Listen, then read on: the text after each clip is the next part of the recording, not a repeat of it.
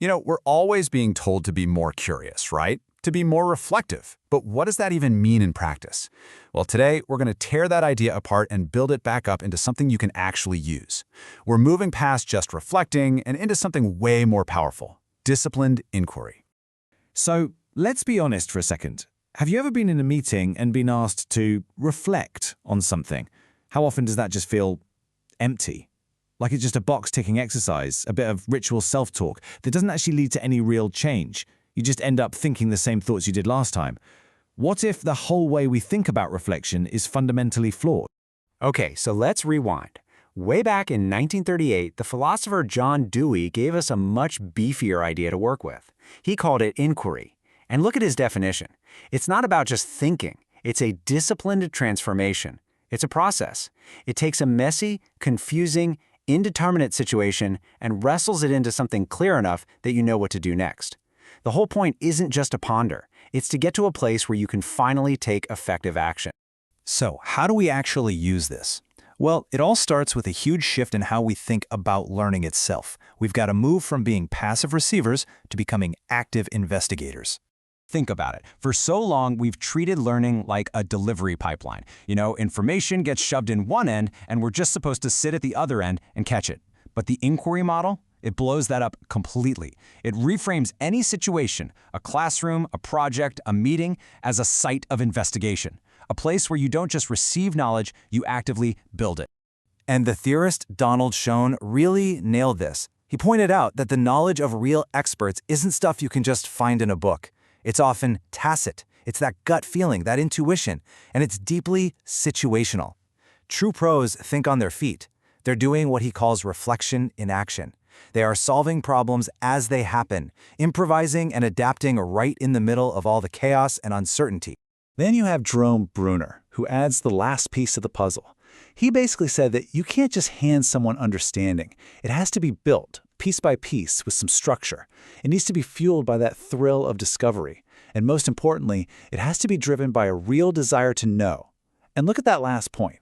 It's a direct shot at the old way. It is not passive reception. Okay, so that's the big idea. The theory is great, right? But what does this look like on a Tuesday afternoon when you're stuck in a meeting? Let's get practical and talk about how to ask way, way better questions. So first, we have to understand there are two kinds of reflection.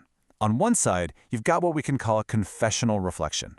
This is that vague internal chatter, the kind of navel-gazing that just goes around in circles. But on the other side, there's evidence-sensitive reflection. This is totally different. It's disciplined, it's not about how you feel, it's about what the evidence says. It's tied to real-world outcomes, and it leads you to create hypotheses that you can actually go out and test. So, how do you make that jump?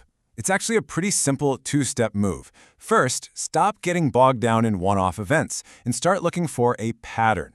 What's the thing that keeps happening over and over again? Then, step two, and this is the game changer, you frame that pattern not as something to complain about, but as a testable puzzle. For instance, instead of just moaning, "Oh, I'm so sick of our meetings always going over time," you reframe it. You ask, why does the pattern of our meetings consistently running over schedule persist? See that? One is just venting. It's a dead end.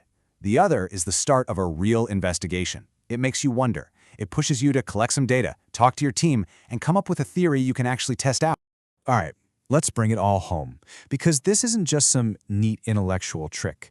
This distinction has a real critical edge. Let's talk about why this really matters for you and the work you do. And here's the bottom line, plain and simple. Without any connection to actual evidence, to real data, to actual outcomes, any attempt we make to reflect is basically doomed.